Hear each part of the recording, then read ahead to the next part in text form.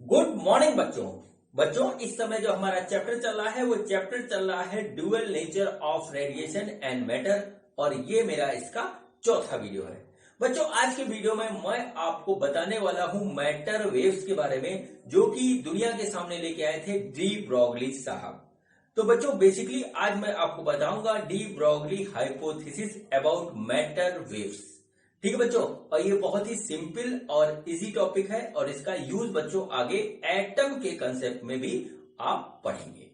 बच्चों जैसा कि आप जानते हैं कि मेरे कोई चैनल मेरी बेटी वंशिका अग्रवाल ने बना करके दिया है जिसका नाम इसने रखा है मेरे पिताश्री की पाठशाला, और इस पाठशाला में मैं आपको पढ़ा रहा हूं फिजिक्स, केमिस्ट्री और मैथ। तो बच्चों ज्यादा बातें ना करते हुए मैं आज का टॉपिक स्टार्ट करता हूं। तो आज मेरे यूट्यूब चैनल मेरे पिताश्री की पाठशाला पे मेरे पापा आपको डी ब्रॉगली वेव्स के बारे में बताएंगे। तो मैं जाती हूँ, मेरे पापा आपको पढ़ाएंगे। तो बच्चों हेडिंग डालिए डी ब्रॉगली हाइपोथेसिस। आज का टॉपिक है हमारा de Broglie hypothesis.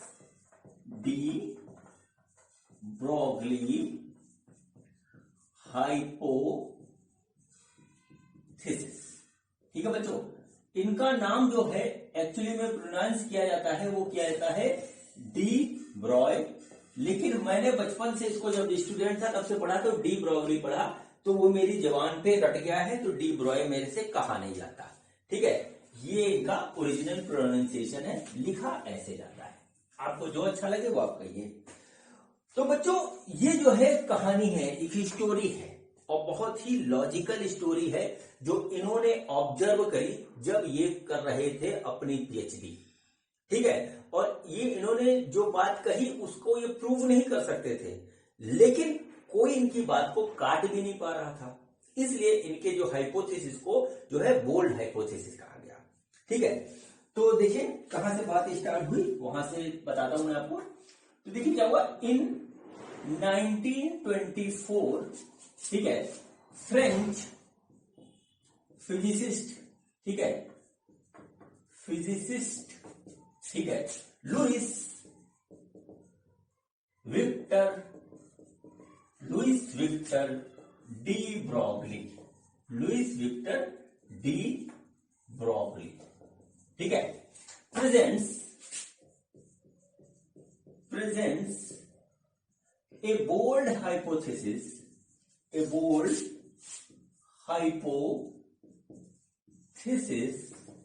Before the world. ठीक है, पूरी दुनिया के सामने इन्होंने अपनी बोल्ड हाइपोथेसिस रख दी बिफोर द वर्ल्ड। अब बच्चों वो क्या चीज थी हाइपोथेसिस, पहले मैं बताता हूं आपको उसको, फिर आपको जो है उसकी पूरी स्टोरी सुनाऊंगा, बहुत मजा आएगा। देखिए इन्होंने कहा when any particle in this world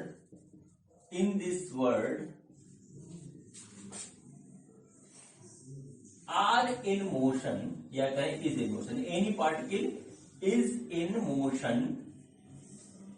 is in motion, then it shows wave-like properties. It shows wave-like properties. ठीक है, और इस वेव को उन्होंने नाम दिया matter wave. This wave is known as matter wave, and wavelength associated with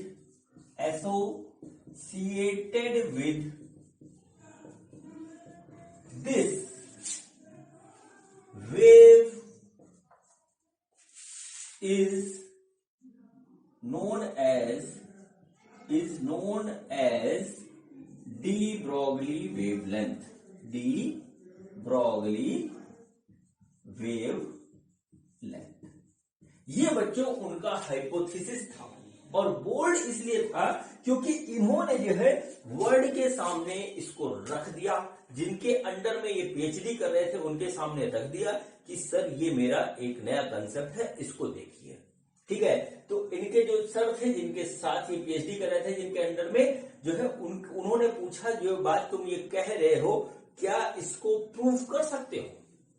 तो बोले मैं प्रूव नहीं कर सकता, इसीलिए बोल्ड हो गया।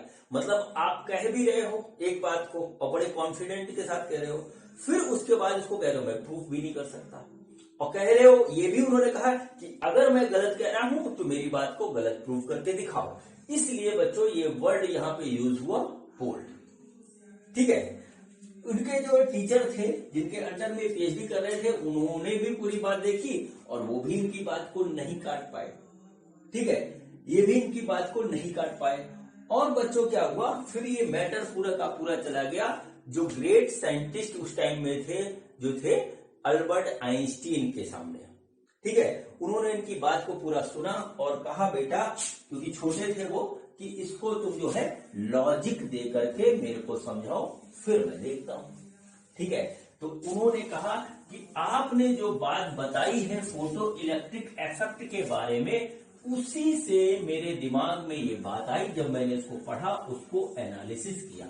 ठीक है बच्चों, और बच्चों देखिए फिर जो है इनकी बात बाद में सही मानी गई, तभी आप लोग आज पढ़ रहे हो। तो देखिए इन्होंने जो है 1924 में अपना जो है हाइपोथेसिस दिया। चूंकि ये प्रूव नहीं कर पाए, सिर्फ एक बात कह रहे थे, उसको कोई काट नहीं पाया, इसलिए इसका नाम हाइपोथेसिस है। और बच्चों 1927 में एक और रिसर्च करने वाले थे दो लोग, डेविसन एंड जर्मर। ठीक है, डेविसन एंड जर्मर। और 1928 में एक और साइंटिस्ट हुए, वो थे जीपी थॉमसन। ठीक है, जीपी थॉमसन। इन्होंने जो है इलेक्ट्रॉन के वेव नेचर को जो है प्रूव कर दिया। मतलब जो बात जो डी ब्रोगली साहब जो है 1924 में बताई, और ये अपना कोई एक्सपेरिमेंट कर रहे थे। इस एक्सपेरिमेंट के दौरान उनको जो है इलेक्ट्रॉन का वेव नेचर जो है ऑब्जर्व हुआ।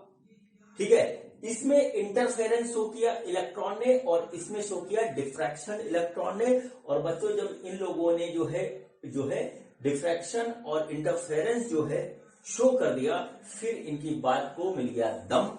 और फिर उसके बाद क्या हुआ कि इनको और इनको तीनों साइंटिस्ट को जो है नोबेल पुरस्कार दिया गया अलग अलग ईयर में। ठीक है बच्चों, तो इस तरीके से डी ब्रोगली साहब ने जो बात 1924 में कही, वो 27 और 28 में हुए जो है एक्सपेरिमेंट से जो है वो प्रूव हो गई। और उसके बाद इस पे और भी रिसर्च हुए और इनका जो है डी ब्रोगली साहब का हाइपोथेसिस जो है वो जो है दुनिया एनालाइज करने लगी। अब देखिए हुआ क्या था और किस तरीके से ये अपनी बात पे अड़े रहे। ठीक है बच्चों, मैंने जब आपको एक बात बताई थी, उसको याद करिएगा, फैराडे लॉ में। ठीक है, जिसने भी मेरा जो है फैराडे लॉ जो मैंने पढ़ाया था, फैराडेज लॉ, वहां पर बच्चों एक टर्म यूज किया था हमने, nature loves symmetry. Nature loves symmetry. देखिए इस लॉजिक पे फैराडे साहब ने अपने एक्सपेरिमेंट को किया और दुनिया को जो है अल्टरनेटिंग करंट दिया था। इनकी कहानी क्या थी? इनकी कहानी ये थी कि अगर एक current carrying wire magnetic field produce करता है तो मैग्नेटिक फील्ड को भी करंट प्रोड्यूस करना चाहिए। ये बात इनके दिमाग में आई, इन्होंने इस पे रिसर्च किया कि ये भी कह रहे थे कि नेचर लव सिमेट्री, अगर ऐसा होता है तो उसका रिवर्स भी होगा। ठीक है, ये सत्य भी है। तो बच्चों क्या हुआ, इसके बेस पे इन्होंने जो है दुनिया को अपना लॉ दिया, जिसको हम फैराडे लॉ के नाम से जानते हैं। और फैराडे लॉ के मेरा जो वीडियो है उसमें मैंने ये बात यूज भी करी है। वहां पे ये भी कहा था कि जब डी ब्रोगली वेवलेंथ पढ़ाऊंगा आपको तो इसको मैं दोबारा बताऊंगा। ठीक है, तो आज वो समय आ गया है। ठीक, तो इस बात को लेकर के नेचर लव सिमेट्री, इसको लेकर के जो है डी ब्रोगली साहब ने अपनी हाइपोथेसिस दी। और उनके हाइपोथेसिस के पीछे दो लॉजिक थे। एक तो था आइंस्टीन साहब का, ठीक है, आइंस्टीन साहब का आइंस्टीन साहब का जो था फोटो इलेक्ट्रिक इफेक्ट का जो उन्होंने फोटो इलेक्ट्रिक इफेक्ट का जो उन्होंने लॉ दिया था वो, और दूसरा जो पॉइंट था वो था नेचर लव्स सिमेट्री। इन दोनों बात को मिलाकर के उन्होंने अपनी हाइपोथेसिस दे दी। अब बच्चों देखिए यहां से यहां पे आकर के उन्होंने क्या कहा वो मैं आपको एक्सप्लेन करने जा रहा हूं इन डिटेल। ठीक है, तो बच्चों आइंस्टीन साहब ने जो फोटो इलेक्ट्रिक इफेक्ट का जो कंसेप्ट दिया था उसमें एक बात प्रूव हुई गई थी हमारी कि वेव जो है वो पार्टिकल नेचर शो करता है। ये बात प्रूव हुई थी। ठीक है, यही बात हुई थी कि वेव जो है वो पार्टिकल नेचर शो करता है। इसलिए जो डी ब्रॉगली साहब ने कहा कि नेचर लव्स सिमेट्री। आप ये कह रहे हो तो पार्टिकल को भी वेव का कैरेक्टरिस्टिक शो करना चाहिए। ठीक है, शो करना चाहिए और वो करता है। ठीक है, अब बात आई कैसे। जब इनकी आइंस्टीन साहब से मुलाकात हुई तो उन्होंने पूछा कैसे। ठीक है, तो एक बात कही कि आपने कहा कि जो है लाइट वेव फोटोन में कन्वर्ट हो जाता है जब वो स्ट्राइक करता है वहां पे, और इस फोटोन का मास m है, वेलोसिटी चलिए हम v ले लेते हैं। वैसे यहां पर जो है इस तरीके से c दिया जाता है, लाइट वेव से चलता है फोटोन। तो बच्चों ये हुआ, यानी कि इसका एक हमारे पास जो है वो है मोमेंटम p, हम मान लें इसको मोमेंटम है, जिसको हम कह सकते हैं mv, p equal to mv। बोले हाँ ठीक है, यहाँ पे आ गई बात। और बाद में आपने शो किया कि जो लाइट वेव है या कोई भी इलेक्ट्रोमैग्नेटिक वेव है वो फोटोन में कन्वर्ट हो रहा है, जिसका मास m है, वेलोसिटी v है। तो बच्चों उससे जो है हमारा जो लाइट का जो हमारा मिल रहा है मोमेंटम वो होता है h अपॉन लैम्डा। बोले हाँ ये बात सही है बिल्कुल। हमारा यदि जो है लैम्डा वेवलेंथ का लाइट है वो जब हमारा पार्टिकल में कन्वर्ट हो रहा है, फोटोन में कन्वर्ट हो रहा है, तो वो बच्चों हमारा मोमेंटम भी देगा। तो वो मोमेंटम हमारा इतना होगा। ठीक है, बोले यहां तक बात आपकी ठीक है। ठीक है, इसको आप बात बहुत अच्छी तरीके से समझ लीजिए। तो उन्होंने ये बात कही कि इसका मतलब कि हम इसको इस तरीके से भी लिख सकते हैं h अपॉन पी। तो उन्होंने कहा बिल्कुल लिख सकते हैं, आराम से लिख सकते हैं। तो बोले कि जब हमारा हम इसको h अपॉन पी लिख सकते हैं तो इसको ऐसे भी लिख सकते हैं m इंटू वी, और ये आ गया लैम्डा। बोले हाँ ऐसे भी लिख सकते हैं। तब उन्होंने यहां पर एक बात ये बोली कि जब लैम्डा वेवलेंथ का वेव हमारा पार्टिकल में कन्वर्ट होता है तो उसके अंदर मोमेंटम p आ जाता है। तो आप ही के इक्वेशन से यहां पर अगर m मास का पार्टिकल v वेलोसिटी से मूव करता है तो वो वेवलेंथ भी तो देगा। कुछ भी उन्होंने अपना नहीं बताया, सिर्फ एक लॉजिक दिया। ये पूरी रिसर्च जो थी वो आइंस्टीन साहब की थी और मैक्स प्लैंक के क्वांटम प्रिंसिपल का यूज करके जो था वो यहां पे निकला था। ठीक है, वो यहां पे इस तरीके से निकला था। उन्होंने सिंपल सी बात कही कि जो है कि लैम्डा वेवलेंथ का एक वेव, देखिए वेव है हमारा लाइट, वो हमारा फोटोन में कन्वर्ट होता है। चूंकि फोटोन को अपने पार्टिकल माना है जिसके पास मास है, तो उसके पास जो मोमेंटम है वो p है। ठीक है, तो बच्चों हम इसको ऐसा लिख सकते हैं। तो इसका मतलब यहाँ पे ये होता है कि अगर हमारे पास कोई m मास का कोई भी पार्टिकल हो और वो v वेलोसिटी से जो है मूव कर रहा है कहीं पर भी, तो उससे एसोसिएटेड एक वेवलेंथ हो जाएगी, यानी कि हर एक जो है मास वाला पार्टिकल हमारा जो है वेव कैरेक्टर्स को शो करता है। अब बच्चों यहां पे बात आकर के गई अटक कि इस बात को काटा कैसे जाए। प्रूव वो कुछ नहीं कर पा रहे थे। बोले मैं ये कह रहा हूं और ये होगा, लेकिन मैं इसका प्रूव नहीं दे सकता आपको। चलिए फिर बात यहां पर ये आई। ठीक है, अब देखिए ये आया कहां से था वो मैं आपको बता दूं। देखिए आइंस्टीन साहब का जो इक्वेशन है E बराबर mc स्क्वायर, ठीक है, और एक है प्लैंक साहब का जो है वो है E बराबर एच न्यू, जहां न्यू फ्रीक्वेंसी है। तो ये कहा गया कि अगर न्यू फ्रीक्वेंसी की लाइट हमारी जो है चल रही है, ठीक है, चल रही है स्पेस में, और वो जो है इतनी एनर्जी कैरी करती है, लेकिन जब वो फोटोन में कन्वर्ट होती है, पार्टिकल नेचर में आती है, तो वही पूरी की पूरी एनर्जी स्केल में बराबर हो जाती है। इसका मतलब क्या हुआ कि ये हो गया हमारा mc² equal to h new, और यानी कि mc इंटू सी बराबर एच न्यू, यानी कि m into c equal to h nu upon c. बच्चों ये हम बता चुके हैं, ये हो जाएगा h अपॉन लैम्डा और ये है p, ठीक है। ये बात जो है यहां पर आकर के इस तरीके से प्रूव हुई थी, और इसी बात को उठा करके डी ब्रॉगली साहब ने पूरा जो है अपनी हाइपोथेसिस रख दी दुनिया के सामने, ठीक। अब यहां पर अगला क्वेश्चन ये हुआ, ठीक है। अब क्या हुआ कि टोटल दुनिया में जितनी भी हमारी चीजें हैं, जैसे मैं हुआ, ये बोर्ड हुआ, ये मार्कर हुआ, और कार हुआ, ट्रक हुआ, बस हुआ, गेंद हुआ, फुटबॉल हुआ, बैट हुआ, सब वेव कैरेक्टरिस्टिक शो करता है जब वो हमारा मोशन में होता है। रेस्ट में होने पर वो वेव कैरेक्टरिस्टिक्स नहीं शो करता। और लाइट के साथ क्या था कि लाइट जब हमारी मोशन में है तो वो वेव कैरेक्टर शो करती है, लेकिन जब वो स्ट्राइक करती है कहीं पे तो वहां पर मोमेंटरी जो है पार्टिकल के लिए आ जाते हैं। ये जस्ट अपोजिट बात यहां पर आ गई, और इसके लिए उन्होंने इस लॉजिक का यूज किया कि नेचर लव सिमेट्री। अगर लाइट हमारी पार्टिकल में बदलती है तो फिर पार्टिकल भी हमारा लाइट नहीं वेव में बदलेगा। लाइट क्या है? वेव है। तो वेव यदि हमारा पार्टिकल में बदलता है तो फिर पार्टिकल भी हमारा वेव में बदलेगा अपनी अपनी कंडीशन के हिसाब से। अगली बात ये आई कि अगर हमारा हर एक ऑब्जेक्ट,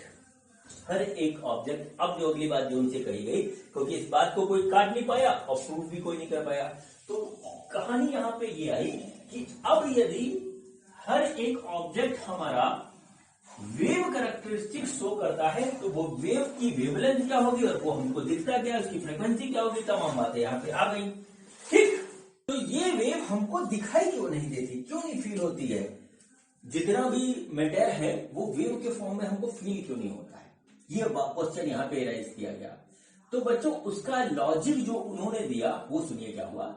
उन्होंने कहा सपोज करिए कि एक हमारे पास कार है, ठीक है, कार है, और कार है उसका जो वेट है वो हमारा जो है 1000 kg है, ऐसे सपोज करिए, और ये हमारी जो है v स्पीड से भाग रही है जो कि है 100 मीटर पर सेकंड, ठीक, 100 मीटर पर सेकंड के स्पीड से भाग रही है। अब इस कार का जो वेव नेचर इस स्पीड पे मिल रहा है, अगर हम उसकी वेवलेंथ निकालें तो बच्चों वो हमारी होगी lambda equal to h upon mv, यही तो था। तो बच्चों यहाँ पे h की वैल्यू रखिए, तो h की वैल्यू होती है 6.63 इंटू 10⁻⁻34 डिवाइडेड बाई m आ गया हमारा 1000 इंटू ये आया 100, ठीक है। जब इसको सॉल्व किया गया तो क्या हुआ कि 6.63 इंटू 10⁻, ये हो गया 5 इसमें से गया तो आया -29, ठीक है, 29 मीटर, ठीक, यहां पे आया। तो बच्चों ये उन्होंने बताया कि इतनी छोटी वेवलेंथ है 10⁻⁻29 कि हम इसको डिटेक्ट नहीं कर सकते, ठीक है, हम इसको डिटेक्ट नहीं कर सकते, क्योंकि हमारा जो है गामा रेंज तक हम जो है डिटेक्ट कर सकते हैं, उससे भी ये डबल है, उसकी भी आधी है, इसलिए ये हमको दिखाई नहीं देती, ये फील नहीं होती। लेकिन जो डी ब्रॉगली साहब ने बात कही वो छोटे पार्टिकल पे बिल्कुल एग्जैक्टली जो है सूट कर रही थी। छोटा पार्टिकल मतलब एलिमेंट्री पार्टिकल, जैसे एलिमेंट्री पार्टिकल जो हमारे पास छोटे छोटे पार्टिकल हैं, ठीक है। एलिमेंट्री पार्टिकल हमारा कौन सा है? एलिमेंट्री पार्टिकल है हमारा जो है वो है इलेक्ट्रॉन, ठीक है। और बच्चों इसके बाद और भी पार्टिकल हैं, जैसे हुआ प्रोटॉन, ठीक है, न्यूट्रॉन, ठीक है, पॉजिट्रॉन, अल्फा पार्टिकल। इन सारे पार्टिकल पे अगर यही लॉजिक अप्लाई किया जा रहा था तो बच्चों इनका वेव कैरेक्टर हमको मिल भी रहा था, प्रूव भी हो रहा था, और वो सारे जो है चीजें सामने आ रही थी जो वेव के साथ एसोसिएटेड होती है, ठीक है। तो जैसे अब चलिए इसको हम इलेक्ट्रॉन के ऊपर लगा के देखते हैं, सेम चीज, सेम कंसेप्ट जो है हम इलेक्ट्रॉन के ऊपर लगाते हैं। तो बच्चों इलेक्ट्रॉन का मास कितना होता है, इलेक्ट्रॉन की वेलोसिटी कितनी होती है, सबसे पहले तो आइए इससे देखते हैं। तो मास ऑफ इलेक्ट्रॉन जो होता है वो होता है 9.1 इंटू 10⁻⁻31 kg, और नॉर्मली जिस वेलोसिटी पे निकलता है वो वहां होती है 10⁻6 मीटर पर सेकेंड। ठीक, तो बच्चों जब देखिए अब इलेक्ट्रॉन का जो वेव नेचर होगा, उसका जो वेव लेंथ होगा वो आएगा बच्चों h/mv। h की वैल्यू आ गई 6.63 into 10⁻34 divided by 9.1 into 10⁻31 into 10 हमारा आ गया 6, इतना गया। ठीक है, जब इसको हम सॉल्व करेंगे बच्चों, देखिए सॉल्व करेंगे तो इसको तो हम ऐसे ही छोड़ देते हैं, इसके चक्कर में नहीं पड़ते हैं। यहां देखिए क्या हो रहा है, 10⁻34 प्लस 31 माइनस 6, इतना आ रहा है बच्चों। अगर इसको देखा जाए पूरा सॉल्व करेंगे तो ये हमारा आ रहा है 6.63 डिवाइडेड बाई 9.91 इंटू 10⁻⁻9, यानी कि अगर इसको और सॉल्व करते हैं तो यहां पर आएगा हमारे पास इस तरीके से, ये उसको अगर 10 मान ले तो ये इधर चला जाएगा, तो ये आ जाएगा 7.23 से आएगा इंटू 10⁻⁻10, यानी 7.23 एंगस्ट्रॉम का हमको जो है वेवलेंथ मिलेगी। ठीक है बच्चों, तो क्या हुआ कि इलेक्ट्रॉन के साथ जो वेव एसोसिएटेड थी वो हमारी मीजरेबल थी, लेकिन हैवी पार्टिकल्स, हैवी बॉडी के लिए ये हमारे पास मीजरेबल नहीं थी, क्योंकि बहुत ही छोटी वेवलेंथ मिल रही थी। इसलिए बच्चों वो वाली जो है वेव जो है वो फील नहीं होती थी। ठीक, अब बच्चों उनकी बात को, डी ब्रॉगली साहब की बात को एक्सेप्ट कर लिया गया। ठीक है, डी ब्रॉगली साहब की बात को एक्सेप्ट कर लिया गया। अभी ऑन पेपर था, अभी इसका जो है प्रूफ होना बाकी था, प्रूफ होना बाकी था। तो फिर इस पे बात पे आई कि आप जो है इस वेव को कहोगे क्या, ये कौन सी वेव, इसका क्या नाम दे। ये वेव इलेक्ट्रोमैग्नेटिक वेव नहीं है, ये हमारी जो है मैकेनिकल वेव नहीं है, ये ऑर्गन पाइप वाली वेव नहीं है, तो वेव कौन सी है ये। तो बच्चों इसको एक स्पेशल नाम दिया गया, वो नाम दिया गया मैटर वेव। ठीक है, मैटर वेव्स। और बच्चों जो वेवलेंथ आई है उसको बोला गया डी ब्रॉगली वेव लेंथ। इसको आप नोट कर लीजिए, जिसकी वैल्यू कितनी थी, लैम्डा इक्वल टू h/p, जहां पर आ गया h/mv। ठीक है, ये बच्चों सारी कहानी हो गई डी ब्रॉगली वेवलेंथ की और मैटर वेव की। बाद में बच्चों ये प्रूफ हुआ 1927 में, जब डेविसन, ठीक है, डेविसन एंड जर्मर ने अपना जो है एक एक्सपेरिमेंट किया था। जो अगला टॉपिक होगा हमारा, ठीक है, जो कि इस चैप्टर का लास्ट वीडियो होगा, वो डेविसन एंड जर्मर एक्सपेरिमेंट पे ही होगा। इसको देख लीजिएगा, इस पे से क्वेश्चन आते हैं। ठीक है, IIT और नीट पे ज्यादातर आते हैं, कभी कभी बोर्ड में भी आते हैं। कठिन क्वेश्चन नहीं आता लेकिन आ जाता है।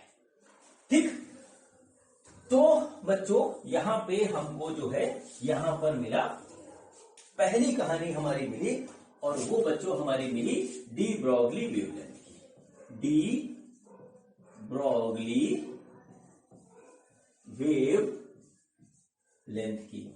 ठीक है, क्या आया कि डी ब्रॉगली वेवलेंथ हमारी होती है लैम्डा इक्वल टू h/p, या हम कह सकते हैं लैम्डा इक्वल टू h/mv। ठीक है, अब चलिए दूसरी कहानी पे चलते हैं। तो डी ब्रॉगली साहब ने क्या बात कही, डी ब्रॉगली साहब ने ये बात कही कि अगर कोई पार्टिकल हमारा मोशन में है, एक सर्टेन वेलोसिटी से वो चल रहा है, तभी वो वेव कैरेक्टरिस्टिक्स को शो करता है, वेव की प्रॉपर्टीज को शो करता है। ये बात उन्होंने कही।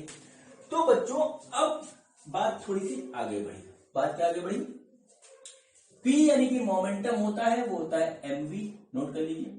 ठीक है बच्चों, अगर कोई पार्टिकल हमारा मूव कर रहा है तो उसके पास होगी काइनेटिक एनर्जी।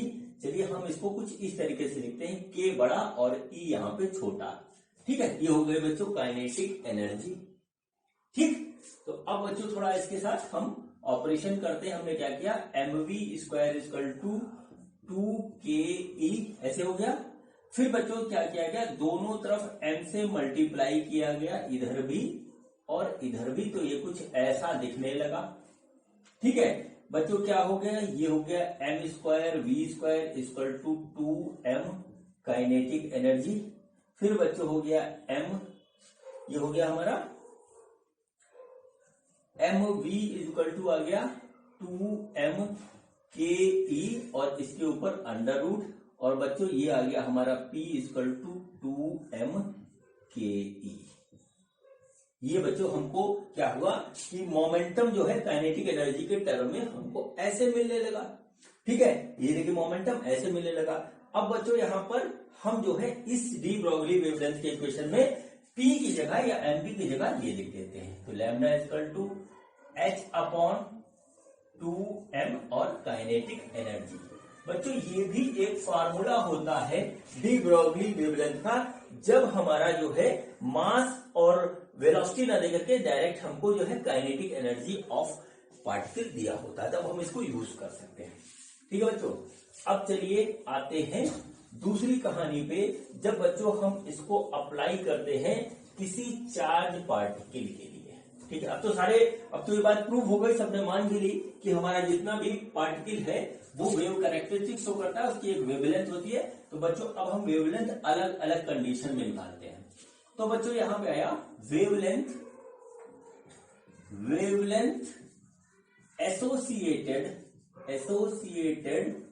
ठीक है विथ ए चार्ज पार्टिकल। जब हमारा पार्टिकल कोई चार्ज है और वो मूव कर रहा है, तो बच्चों चार्ज पार्टिकल की एक खासियत होती है कि वो हमेशा पोटेंशियल डिफरेंस में ही मूव करेगा। ठीक है, तो सपोज करिए कि हमारे पास एक चार्ज पार्टिकल कुछ इस तरीके से है और वो जो है v पोटेंशियल से हमारा मूव कर रहा है, v पोटेंशियल डिफरेंस में मूव करेगा। तो बच्चों इस दौरान होने वाला वर्क होगा वो होगा बच्चों QV। ये अब इस वर्क के इक्वल ही उसकी एनर्जी हो जाएगी। जो भी चार्ज पार्टिकल हमारा मूव करेगा पोटेंशियल डिफरेंस में, उसके ऊपर वर्क इतना होगा और उस वर्क के कारण जो चार्ज पार्टिकल की एनर्जी होगी वो इतनी होगी। अब बच्चों जब चार्ज पार्टिकल हमारा पोटेंशियल डिफरेंस में मूव करता है तो उसके पास सिर्फ एक ही एनर्जी होती है और वो होती है बच्चों हमारी काइनेटिक एनर्जी। ठीक है बच्चों, काइनेटिक एनर्जी होगी तो यानी वो किसके बराबर हो जाएगी, वो हो जाएगी W इस वर्क के बराबर, और ये वर्क कितना था तो ये हो जाएगा Q इंटू V। यानी kinetic energy of charge particle कितनी हो गई, वो हो गई उस चार्ज और उस पोटेंशियल डिफरेंस के प्रोडक्ट के बराबर जिसमें वो मूव कर रहा है। होता क्या बच्चों, जैसे ये हमारे एक पॉजिटिव प्लेट होती है एक निगेटिव प्लेट होती है, इसके बीच में हमारा पोटेंशियल डिफरेंस हमारा क्रिएट हो गया। अब बच्चों कोई भी चार्ज पार्टिकल है वो अपने नेचर के हिसाब से इधर से इधर या इधर से इधर जाता है। ठीक है, जैसा होता है। और बच्चों उसके अंदर जो काइनेटिक एनर्जी आती है वो आती है QV। इसको नोट कर लीजिए। अब चलिए बच्चों इसी लॉजिक को हम जो है डी ब्रोगली वेवलेंथ से एसोसिएट कर देते हैं। चार्ज पार्टिकल के पास मास होता है, ये बात आप जानते हो, इलेक्ट्रोस्टैटिक के पहले चैप्टर में पढ़ चुके हो।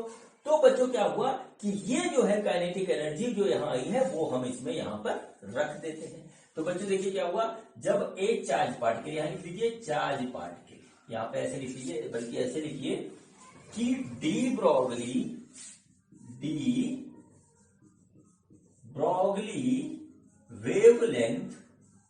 Wavelength associated with charge particle. ठीक है, विद चार्ज पार्टिकल। ठीक है, तो देखिए क्या हो जाएगा, वो काइनेटिक एनर्जी की जगह हम QV रख देंगे तो लैम्डा जो हो जाएगा हमारा वो हो जाएगा H अपॉन 2m QV। देखिए इस तरीके से ये हो जाएगा। ये चार्ज पार्टिकल के लिए हमारे पास इस तरीके से ये हो गया। ठीक, इसको नोट कर लीजिए, इंपॉर्टेंट है, क्योंकि अब चार्ज पार्टिकल हमारा कोई भी पार्टिकल हो सकता है, प्रोटॉन हो सकता है, हीलियम का हो सकता है, अल्फा पार्टिकल हो सकता है, कोई और चार्ज पार्टिकल हो सकता है, कोई भी चार्ज पार्टिकल हो सकता है। इस चीज को आप देख लीजिए। ठीक है, जब चार्ज पार्टिकल लिखा हो न्यूमेरिकल में आप पढ़ लीजिएगा तो ये लगेगा। अब बच्चों इसमें एक स्पेशल केस आता है स्पेशल केस आता है उसको नोट कर लीजिए, और उससे बहुत ही एमसीक्यूज बनते हैं, और यदि आपने पकड़ बना ली तो आप खटाक से करके चले आ जाओगे। ठीक है, तो देखिए यहां पे नोट कर लीजिए, D Broglie wavelength, D Broglie wavelength associated with an electron. हुआ क्या बच्चों, चार्ज पार्टिकल, अब हमने इलेक्ट्रॉन ले लिया। ठीक है, इलेक्ट्रॉन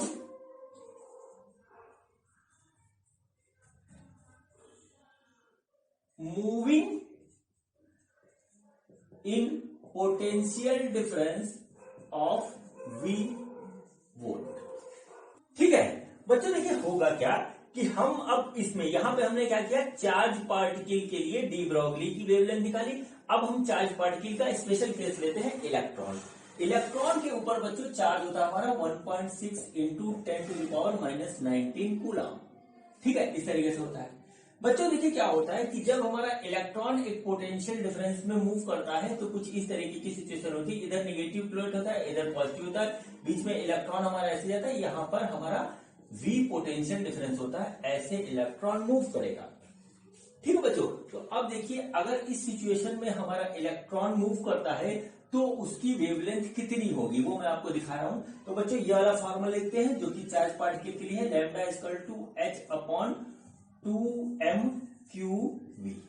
या अब बच्चों यहाँ पे स्पेशल केस है, तो यहाँ मास हो जाएगा हमारा mass of electron h/2 mass of electron, Q हो गया हमारा चार्ज ऑफ इलेक्ट्रॉन, और V पोटेंशियल डिफरेंस हो गया, जो कि यहाँ पे लगातार हम बदल सकते हैं।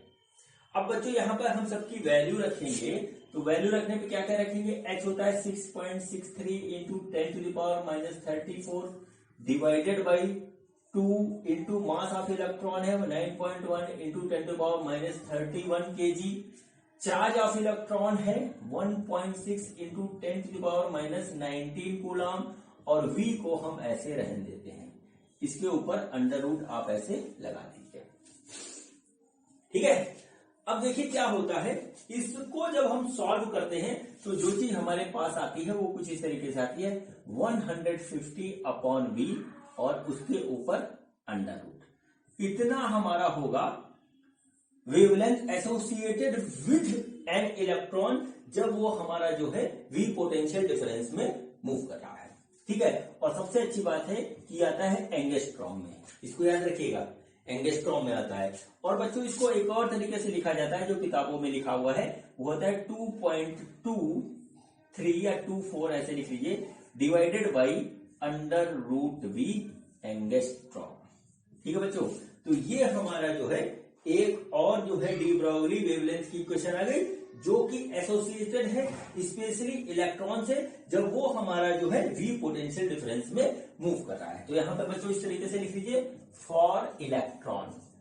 ठीक है, फॉर इलेक्ट्रॉन लैम्डा हो गया बच्चों हमारा h नहीं होगा यहाँ पे, जो हमारा लैम्डा आएगा इलेक्ट्रॉन के लिए वो आएगा इस तरीके से 150/V।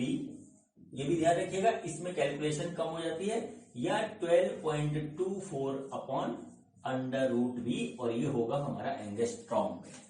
ठीक है, इतने फार्मूले हमारे डी ब्रॉगली हाइपोथेसिस के कंसेप्ट से मिले।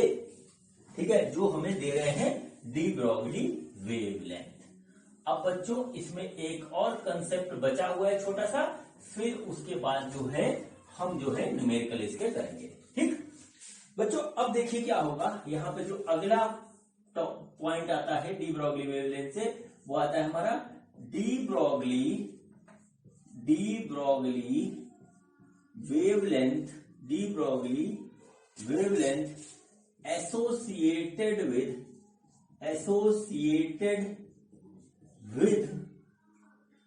Gas molecules. ये थोड़ा सा अलग कंसेप्ट हो गया बच्चों। अभी तक हम इलेक्ट्रॉन की बात कर रहे थे और पार्टिकल्स की बात कर रहे थे, जो है हमारा जो छोटे छोटे पार्टिकल्स थे उनकी बात कर रहे थे। अब बच्चों हम सीधे सीधे आ गए गैस मॉलिक्यूल पे। बच्चों ये देखिए, ये हमारा जो है थोड़ा सा अलग कंसेप्ट है। अब हमको थोड़ा सा थर्मोडायनेमिक्स में जाना पड़ेगा, जहां पे हमने गैस पढ़ी थी। और बच्चों अब जो कहानी हमारी होगी यहाँ पे कि हमारा गैस पार्टिकल मूव करता है रैंडमली, अगर किसी जो है सिलेंडर में बंद है, पता ही आपको, ठीक है। तो वहां पर जो है हमारा जो है उससे एसोसिएटेड डी ब्रॉगली वेवलेंथ क्या होगा, क्योंकि डी ब्रॉगली साहब ने बात कही, डी ब्रॉगली साहब ने बात कही कि अगर कोई पार्टिकल हमारा मोशन में है तो वो वेव कैरेक्टरिस्टिक शो करेगा। तो गैस मॉलिक्यूल भी हमारे मोशन में होते हैं तो वो भी शो करेंगे। तो चलिए यहाँ पर हम देखते हैं कि क्या होगा। ठीक है बच्चों, तो बच्चों देखिए, गैस मॉलिक्यूल हमेशा मोशन में होते हैं। गैस मॉलिक्यूल्स जो होता है वो मोशन में होते हैं हमेशा, है, और उनका एक मास भी होता है, यानी कि उनके पास एक काइनेटिक एनर्जी होती है। ठीक है, काइनेटिक एनर्जी ऐसे होती है के ई वो होती है, और वो काइनेटिक एनर्जी होती है बच्चों F/2 इंटू के टी। यहां पे ऐसे नोट कर लीजिए, F/2 इंटू के टी, जहां पे F है हमारा degree of freedom, degree of freedom, और K है हमारा बोल्ट्जमैन कांस्टेंट, बोल्ट्जमैन कांस्टेंट। अब आप सोच रहे होंगे कि पुरानी बातें आ गई। बच्चों अगर अच्छी रैंक लानी है, अच्छे नंबर लाने हैं तो भूलना कुछ नहीं है, इस बात को ध्यान रखिएगा। अगर आप भूल जाओगे तो क्वेश्चन वो छूट जाएगा जब अपनी कैटी देने जाओगे, ध्यान रखिएगा। चलिए कोई बात नहीं बच्चों, मैं डिग्री ऑफ फ्रीडम के बारे में बात नहीं करने जा रहा हूं, मैं सीधे बात कर रहा हूं कि मोनो एटॉमिक गैस, ठीक है, गैस मॉलिक्यूल के लिए, ठीक, हमारा डिग्री ऑफ फ्रीडम होता है 3। बस आप इतनी बात नोट करिए, यानी कि उस केस में हमारी kinetic energy associated with gas molecules हो जाएगी, सीधी सी बात है, वो हो जाएगी 3/2 के टी। ठीक है। अब बच्चों ये गैस मॉलिक्यूल रैंडम मोशन में है हमारे किसी सिलेंडर में, तो बच्चों हम क्या करते हैं, हम जो है हमें क्या करना है, इसकी निकालनी है D Broglie wavelength. Kinetic energy है बच्चों, कुछ नहीं करेंगे, यहाँ पे काइनेटिक एनर्जी वाला ये फॉर्मूला जो आया इसको हम यहाँ रख देंगे। ठीक है बच्चों, तो देखिए क्या होता है, हमने यहाँ पे इसको ऐसे रख दिया, लिखा लैम्डा इक्वल टू H/2m के ई अंडर रूट, ठीक, के ई की वैल्यू रख देंगे ये वाला, तो आ जाएगा H/2m इंटू 3/2 के टी। ये आ गया बच्चों इस तरीके से, है, 2 से 2 कट गया, तो हमारा जो लैम्डा आएगा वो आएगा H/2m, सॉरी H/2 से 2 कट गया, बचा 3m के टी। ठीक है, ये बच्चों इतना हमारा आएगा लैम्डा।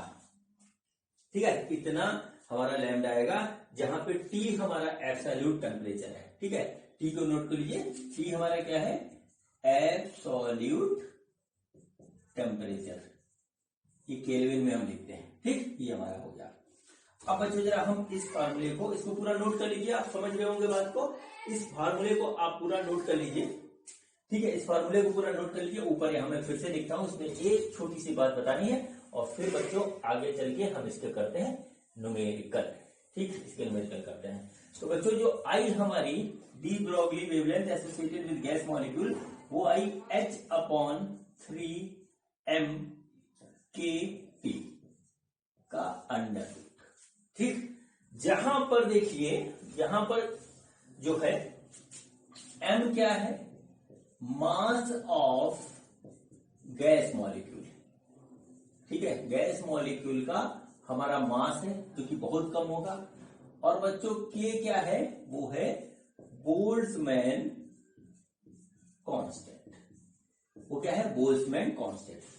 अब बच्चों क्या होता है कि ये जो है हमारा, ठीक, अब क्या होता है कि इसका एक शॉर्टकट है, क्योंकि ये रखेंगे तो इसका कैलकुलेशन बहुत ही ज्यादा टिपिकल हो जाएगा। तो बच्चों हम इसको इस तरीके से लिख सकते हैं, लैम्डा इक्वल टू H/3m के टी का अंडर रूट, और ये लगभग बराबर होता है किसके, 25.6 upon under root molar mass into temperature. ठीक है, इतना जो है हमारा एंगस्ट्रॉम में हमको मिलेगा, इतनी वेवलेंथ। ठीक है, इतनी वेवलेंथ मिलेगी, इसको आप नोट कर लीजिए, डायरेक्ट एंगस्ट्रॉम में देगा। तो हमारा जो है इतना, ये एक फार्मूला आ गया किसके लिए, गैस मॉलिक्यूल के लिए, जो हमारा रैंडम मोशन में किसी कंटेनर में है, एटमॉस्फेयर में, वहां पे आ गया। ठीक है, तो बच्चों हमारा जो डी ब्रॉगली हाइपोथेसिस से जो क्वेश्चन आते हैं, उसमें से बहुत से क्वेश्चन तो मैंने जो आपको कहानी सुनाई है उसमें सॉल्व हो गए होंगे, अगर आपको ध्यान रहेगी तो। दूसरी चीज आती है कि डी ब्रॉगली वेवलेंथ निकालिए आप, अगर सिचुएशन ये दे रखी। सिचुएशन क्या है कि सबसे पहले तो कोई पार्टिकल दे दिया ऐसा है जिसका हमारे पास मोमेंटम है या मास है या वेलोसिटी है, तो वेवलेंथ निकालिए। ठीक है, या काइनेटिक एनर्जी दे रखी तो वेवलेंथ निकालिए, मास भी दे रखा होगा। या बच्चों चार्ज पार्टिकल है, वो वी पोटेंशियल डिफरेंस में है, उसका निकालिए। या बच्चों इलेक्ट्रॉन है, वो वी पोटेंशियल में हमारा मूव कर रहा है, उसका निकालिए। या गैस मॉलिक्यूल है, उसका निकालिए। कुल मिलाकर के सिर्फ और सिर्फ इसमें पूछा जाता है, इसमें जो पूछा जाता है वो पूछा जाता है डी ब्रॉगली वेवलेंथ हमारी क्या होगी। ठीक है, कंडीशन अलग अलग देते हैं, न्यूमेरिकल्स में कंडीशन अलग अलग देते हैं। आपको सारी पिक्चर मैंने दिखा दी। अगर आपका पुराना कंसेप्ट और प्रेजेंट कंसेप्ट क्लियर है तो आपसे आपको न्यूमेरिकल छूटने वाला नहीं है, जरूरत है सिर्फ प्रैक्टिस की। ठीक है बच्चों, तो बच्चों अब देखिए हमारा न्यूमेरिकल करना जरूरी हो, तो बच्चों अब हम स्टार्ट करते हैं न्यूमेरिकल। तो हम देखते हैं कि हमारा जो है पहला न्यूमेरिकल क्या है। बच्चों ये देखिए हमारा पहला न्यूमेरिकल है, और ये बहुत ही सिंपल न्यूमेरिकल है, लेकिन आप लोग इसको करने में गलती कर देते हो, और उसी गलती को दिखाने के लिए मैं आपके सामने बहुत ही सिंपल न्यूमेरिकल लेके आया हूं। ठीक है, न्यूमेरिकल क्या है वो चीज देखिए। क्या हुआ कि what is the D Broglie wavelength associated with an electron accelerating through a potential difference of 144 volt. मतलब क्या हुआ कि यहाँ पे एक इलेक्ट्रॉन है जो कि 144 वोल्ट के पोटेंशियल डिफरेंस में मूव कर रहा है, एक्सीलरेट कर रहा है, तो उससे एसोसिएटेड हमारी डी ब्रॉगली की वेवलेंथ कितनी होगी हमें निकालना है। अब बच्चों यहाँ पर हमको सिर्फ एक चीज दे रखी है, वो दे रखी है पोटेंशियल डिफरेंस जो कि है 144 वोल्ट। अब बच्चों इलेक्ट्रॉन दे रखा है, इलेक्ट्रॉन क्या होता है, चार्ज पार्टिकल होता है। ठीक है, चार्ज पार्टिकल होता है। और बच्चों चार्ज पार्टिकल का जो वेवलेंथ था, ठीक है, डी ब्रॉगली वेवलेंथ, उसका फार्मूला यहाँ पे कुछ इस तरीके से मैंने अभी थोड़ी देर पहले आपको दिखाया था। अब बच्चों अगर आपने इलेक्ट्रॉन के लिए ये फार्मूला लगा दिया, इलेक्ट्रॉन के लिए जोड़ देके बोल रहा हूं, अगर यहाँ प्रोटॉन होता तब तो मजबूरी थी, तो यहां लगाना है, अल्फा पार्टिकल होता तो भी मजबूरी थी। लेकिन अगर क्वेश्चन में इलेक्ट्रॉन दे रखा है, और अधिकतर क्वेश्चन में इलेक्ट्रॉन ही देता है, नोट कर लीजिए, क्वेश्चन आप कायदे से पढ़िएगा अपनी एक्सरसाइज की, तो उसमें अधिकतर क्वेश्चन में जो है इलेक्ट्रॉन ही देता है। अगर इलेक्ट्रॉन है तो बच्चों यहां पर इसको आप रखोगे इलेक्ट्रॉन 2meV, और फिर बच्चों अगर आप इसको कैलकुलेट करोगे तो आप जाओगे फर्स्ट। ठीक है, इसकी वैल्यू मैं सब रख दे रहा हूं, H की वैल्यू ये होती है, 2 की वैल्यू 2 इंटू M होता है इलेक्ट्रॉन, इतना होता है इसका, और चार्ज और इलेक्ट्रॉन होता है वो इतना होता है, और V हमने यहां पर रख दिया 144 जो हमको दे रखा है। अगर आपने ऐसे किया तो आप कैलकुलेशन में जाओगे फर्स्ट। मैंने अभी थोड़ी देर पहले आपको जब थ्योरी पढ़ाई है डी ब्रॉगली हाइपोथेसिस की, उसमें ये पहले पढ़ाया था। फिर बच्चों इलेक्ट्रॉन का केस में लेके आया था, और वहां पे सब कुछ यही रखा था, और लास्ट में कहा था कि ये जो है इसके बराबर हो जाता है। जब इसका पूरा कैलकुलेशन करोगे, इतनी बड़ी कहानी जो यहाँ लिखी हुई है उसमें जो है ये जो है 150 आएगा, और नीचे आएगा V जो कि ये रखा था। और बच्चों इसको फर्दर करेंगे तो आ जाएगा 12.24 अपॉन रूट V, और ये डायरेक्ट हमको एंगस्ट्रॉम देता है। ठीक है, तो बच्चों देखिए यहाँ पे क्या करेंगे, हम लिखेंगे lambda equal to 12.24 divided by under root 144, और ये हो जाएगा हमारा 12.24 अपॉन 12, और ये आएगा हमारा 1.2 एंगस्ट्रॉम। ये हो गया इसका आंसर। तो न्यूमेरिकल में आप हमेशा देख लीजिएगा कि हमको जो है चार्ज पार्टिकल इलेक्ट्रॉन दे रखा है, तो बस आपको सिर्फ ये फॉर्मूला लगाना है जो यहाँ पे ऐसे लिखा हुआ है। ठीक है, और बच्चों बहुत न्यूमेरिकल आते हैं हमारे एग्जामिनेशन में इलेक्ट्रॉन के ऊपर, तो बच्चों छोटा सा सिंपल क्वेश्चन था जो मैंने आपको सिर्फ इसलिए कराया क्योंकि आप लोग जल्दी मेबाजी में जो है गड़बड़ी कर देते हो। ठीक है, अब बच्चों करते हैं एक अगला न्यूमेरिकल। तो हम देखते हैं कि हमारा अगला न्यूमेरिकल क्या है। बच्चों ये हमारा अगला न्यूमेरिकल है, ये भी सिंपल सा है। डी ब्रॉगली वेवलेंथ के न्यूमेरिकल बहुत इजी होते हैं। चलिए देखिए अगला न्यूमेरिकल क्या है। सिंपल सी बात है, calculate the momentum of A photon associated with radiation of frequency 5 into 10⁻13 hertz. ठीक है, हमको क्या निकालना है, एक फोटॉन है उसका मोमेंटम p यानी कि mv निकालना है हमको, और उसकी फ्रीक्वेंसी हमको दे रखी है न्यू, वो दे रखी है हमारी जो है 5 इंटू 10⁻13 हर्ट्ज। ठीक है, ये हमको देखिए इस तरीके से निकालना है। अब बच्चों चलिए हम क्या करते हैं, यहाँ पे फार्मूला लिखते हैं कि क्या है। तो बच्चों हमारा जो है डी ब्रॉगली वेवलेंथ कितना है, lambda equal to h upon p, और p हमें निकालना है तो हो गया h अपॉन लैम्डा। अब बच्चों लैम्डा हमको दे नहीं रखा है, हमको दे रखा है फ्रीक्वेंसी। ठीक है, फोटॉन है तो फोटॉन बच्चों लाइट की स्पीड से चलता है, तो देखिए क्या होगा, यहां पे होगा हमारा c equal to nu lambda, ये होगा, यानी कि हमारे पास आ जाएगा 1 by lambda is equal to nu upon सी।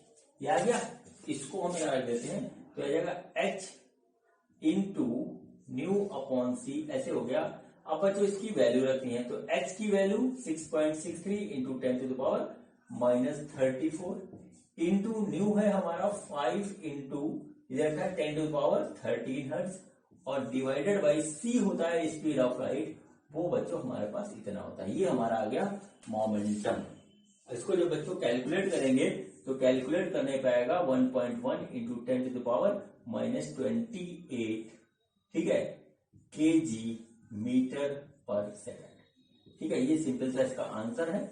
हमने आपको ये सिर्फ बताने के लिए कहा है कि आप जो है न्यूमेरिकल में जो भी चीज देखें उसको साइड में लिखें, फिर उससे रिलेटेड फार्मूला लिखें, तब प्रोसीड करें। वैसे तो इसमें कुछ नहीं दे रखा था न्यूमेरिकल में, और पूछ लिया था वो दिखता ही था, तो जब आप करोगे तो आपसे होना शुरू हो जाएगा।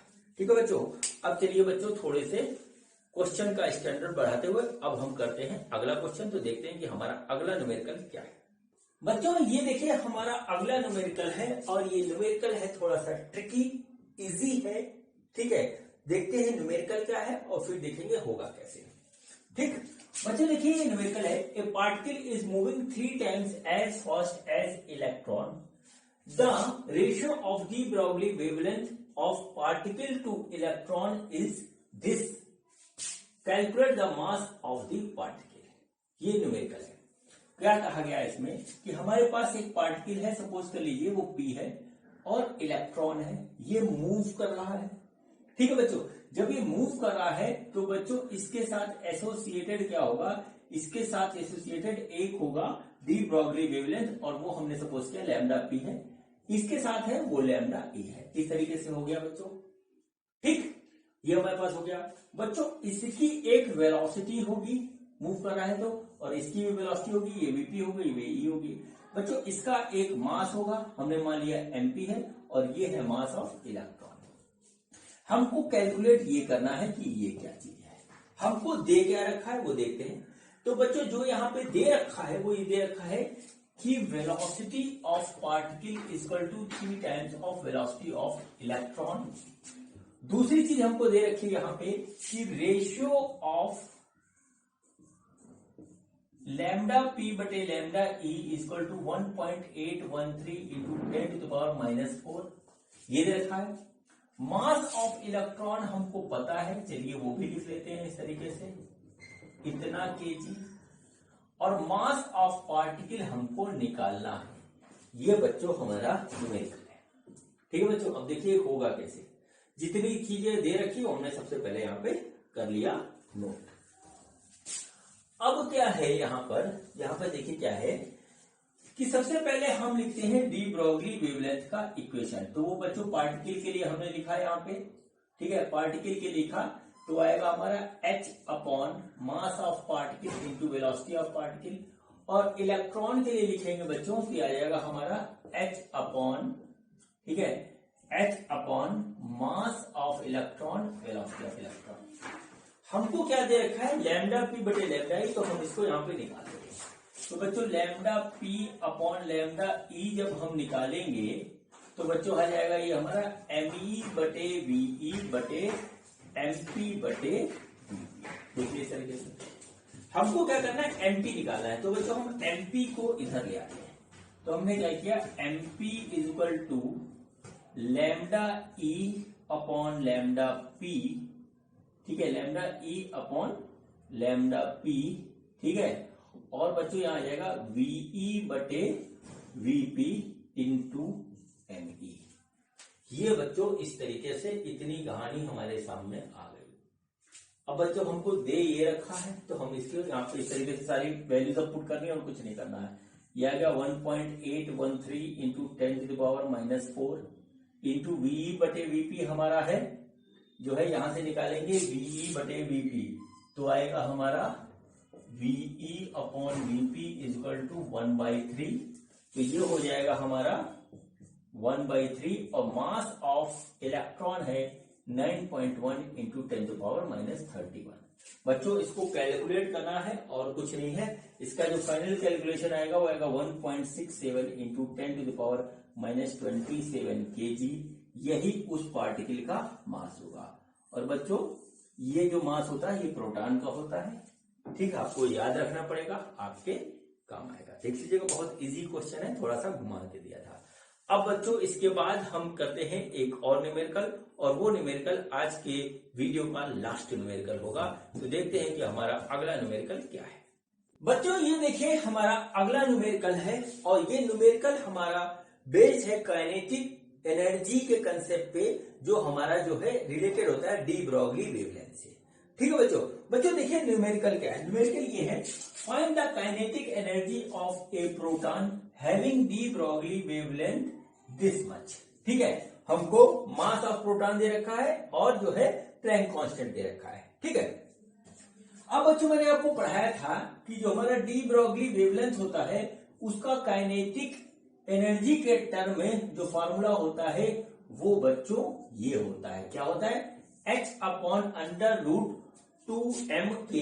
ये हमारा होता है डी ब्रॉगली वेवलेंथ का जो है इक्वेशन। अब बच्चों हमको निकालना है काइनेटिक एनर्जी ये, और ये है अंडर रूट में। तो पहले हम इसको सिंप्लीफाई करेंगे।